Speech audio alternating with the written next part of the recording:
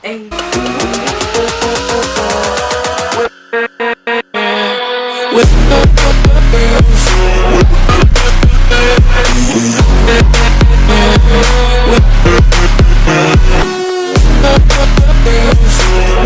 It's your boy, Kyle.lucas. You know that. Hopefully, if you don't, now you do. Today's video is going to be about stick and pokes. And if you aren't here from my Instagram, then you wouldn't know that I have 5 stick and poke tattoos. If you don't know what a stick and poke tattoo is, it's basically like a DIY, like home tattoo type thing. But it's a real tattoo, it's gonna stay. So if you plan on doing this, don't do it expecting it to go away. Make sure it's something you actually want. And I'm just gonna show pictures of my current stick and pokes.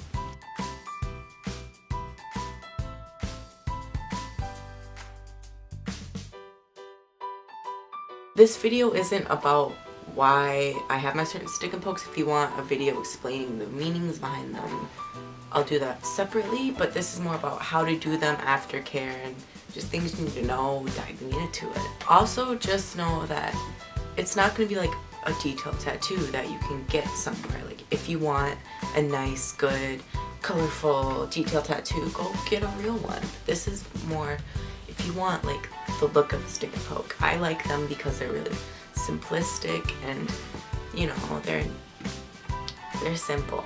I like the kind of worn out look of it, and I do want actual tattoos, but these, I like these. So to do it, you do need a special ink. Don't go opening a pen and trying to do it. That's how you're gonna get a skin infection, you're gonna mess something up, or it's just not gonna stay. It's gonna become infected. There's a lot of different chances that you take if you don't get the right ink. What you need is this ink. It is called India ink. It's found in like the section of a craft store where it's like for the type of ink that people would use back in the day for like letters and shit, I think, or calligraphy. I said that right. Hey. It took me a lot to find this. I went to like 5 different stores. You get a lot. Like, you don't really need a lot for like a stick and poke. And you're also gonna need a good needle. A lot of people will take like sewing needles and tape it to like pencils. I don't do that, but you can do that if you want. You can look it up. I use piercing needles that I have, and yeah, I use a different one every time. That way it's safe. And sterilization kits. Also, speaking of kids, make sure you get your parents' permission before doing this. I don't want to get in trouble for you going and doing this behind your parents' back, although mine were behind my mom's back, but you know, it's okay. She's fine with them now. You also gotta understand that it's gonna hurt. So I know that people ask, does it hurt? Well, yeah, it's a needle going into your skin, honey. And I don't have a real tattoo yet, but I think in my head, like, this would hurt more just because you're constantly jabbing it. You basically just have to do millions and millions of dots to create whatever you're creating, whether it's a circle, a line, you know. But you basically just draw out your tattoo and you just stab it a whole bunch and you just re-dip your needle. Another thing to note is you gotta make sure you're going deep enough, and I know that's kind of graphic maybe, I don't know, but you do have to make sure.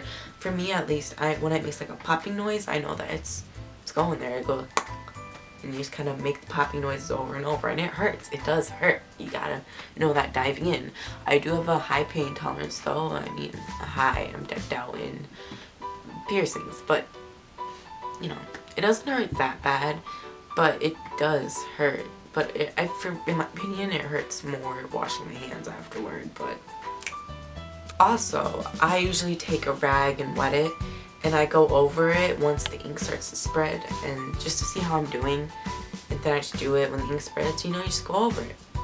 And then you just wait until it's filled out and good. Another thing to note is, for me at least, it bleeds. Like, it normally always has little blood spots everywhere. And so if you don't like blood, I wouldn't suggest doing this, honey.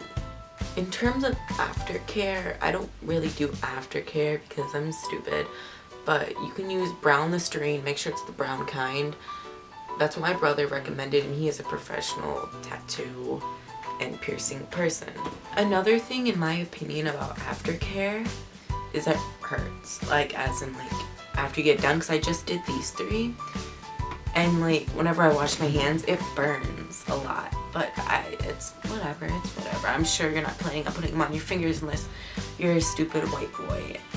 Ding ding. Also, a thing that I've noticed is when I first do them, they look quite dark, and then they usually fade. That's the wrong way around, Kyle. They fade to like what this one looks like. Same thing as one on my arm.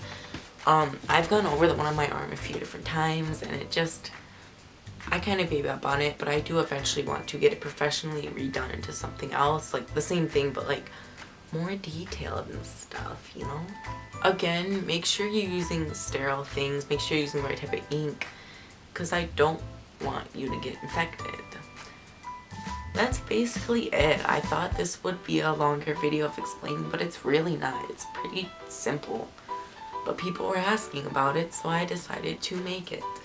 I hope you enjoyed. Hope you're having a good day, good night.